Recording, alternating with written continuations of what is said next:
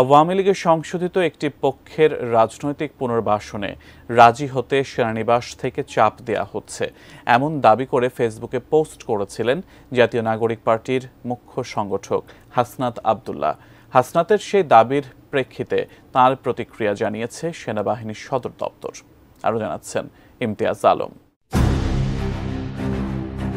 রাজনীতিতে সংকটের ছায়া পড়েছে রিফাইন্ড আওয়ামী লীগের রাজনৈতিক পুনর্বাসনের প্রশ্নে। আওয়ামী লীগকে ক্যান্টনমেন্ট থেকে পুনর্বাসন করার চেষ্টা হচ্ছে হাসনাত আব্দুল্লাহর করা এমন অভিযোগের প্রেক্ষিতে এবার নিজেদের প্রতিক্রিয়া জানিয়েছে সেনা সদর। RICL TMX, যুগের পর যুগ স্থাপনা থাকে মজবুত।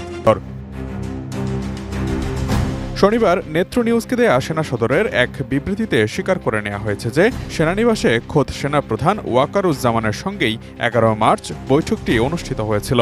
তবে হাসনাত আব্দুল্লাহকে ডেকে নিয়ে যাওয়া এবং আওয়ামী লীগের পুনর্বাসনের বিষয় নিয়ে তাদেরকে প্রস্তাব বা চাপ প্রয়োগের অভিযোগটিকে অস্বীকার করা হয়েছে। বরং হাসনাত আব্দুল্লাহ ও তার দলের আরেক মুখ্য সমন্বয়ক সার্জিস আলমের আগ্রহেই ওই বৈঠকটি হয়েছিল বলে বিবৃতিতে উল্লেখ করা হয়। এক ফেসবুক পোস্টের মাধ্যমে একই রকম তথ্য নিশ্চিত করেছেন সার্জিস আলমও। বাংলাদেশে গণঅভ্যুত্থানে ক্ষমতাচ্যুত আওয়ামী লীগকে নতুন রূপে পুনর্বাসনের বিষয়ে সেনানিবাসের কাছ থেকে ভারতের পরিকল্পনা উপস্থাপন করা হয়েছে। শুক্রবার হাসনাত আব্দুল্লাহর এমন ফেসবুক পোস্টে বাংলাদেশের রাজনৈতিক অঙ্গনে তুমুল আলোচনার সৃষ্টি হয়। ফেসবুক পোস্টে হাসনাত আব্দুল্লাহ দাবি করেন, আওয়ামী লীগ সরকারের সাবেক মন্ত্রী সাবের হোসেন চৌধুরী, জাতীয় সংসদের সাবেক স্পিকার শিরিন শারমিন ও ঢাকার সাবেক মেয়র শেখ ফজলিনুর তাপসকে সামনে রেখে রিফাইন্ড আওয়ামী লীগ নামে নতুন একটি ষড়যন্ত্র নিয়ে আসার পরিকল্পনা চলছে। সুনির্দিষ্টভাবে তিনি বলেন, সেনানিবাস থেকে 11 মার্চ দুপুর 2টা 30 এক বৈঠকে তাদেরকে এই নয়া আওয়ামী লীগকে মেনে নিতে সমঝোতা ও সংসদের আসন ভাগাভাগির প্রস্তাব দেয়া হয়। এরই প্রেক্ষিতে নেত্র নিউজ যোগাযোগ করলে একজন মুখপাত্রের মাধ্যমে বক্তব্য দেয় সেনা সদর। হাসনাত আব্দুল্লাহর পোস্টকে সম্পূর্ণ রাজনৈতিক স্ট্যান্ডবাজি বই, অন্য কিছু নয় বলেও মন্তব্য করা হয়েছে সেনা সদরের বিবৃতিতে। এছাড়া 27 বছর বয়সী এই ছাত্রনেতার বক্তব্যকে অত্যন্ত হাস্যকর ও অপরিপক্ক গল্পের সম্ভার হিসেবেও আখ্যা দিয়েছে সেনাবাহিনী। তবে আওয়ামী লীগ প্রসঙ্গে আলোচনা হওয়ার বিষয়টি সেনা সদরের বক্তব্যে অস্বীকার করা হয়নি। সেখানে বলা হয়, আলোচনায় আওয়ামী লীগকে নিষিদ্ধ করার প্রসঙ্গ উঠে আসলে সেনাপ্রধান ওয়াকারুজ্জামান নিজের অভিমতের কথা জানান ছাত্রনেতাদের।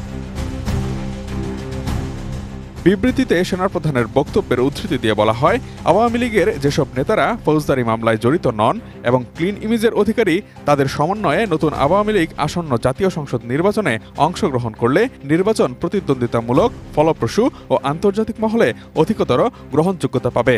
কিন্তু এই ব্যাপারে সরকার ও সব রাজনৈতিক দল মিলে আলোচনার মাধ্যমে সিদ্ধান্ত নিতে পারেন বলে তিনি মত প্রকাশ করেন। সেনাপ্রধানের বক্তব্যটি চাপ দেওয়ার ভঙ্গিতে নয়, বরং নিজের অভিমতের আঙ্গিকেই বলেছেন বলে এক ফেসবুক পোস্টে লিখেছেন সার্জিস আলমও। এদিকে শনিবার সিলেটে এক ইফতার মাহফিলে দলটির আরেক নেতা নাসিরউদ্দিন পাটোয়ারি সহকর্মী হাসনাতের ওই ফেসবুক পোস্টকে শিষ্টাচার বর্জিত বলে উল্লেখ করেছেন। হাসনাতের এমন প্রকাশ্য বক্তব্য পরবর্তী রাজনৈতিক কোনো আলোচনার ক্ষেত্রে আস্থার সংকট তৈরি করতে পারে বলে ফেসবুক পোস্টে লিখেছেন সার্জিস আলমও। Imtiaz Alam, desk report, ATN news.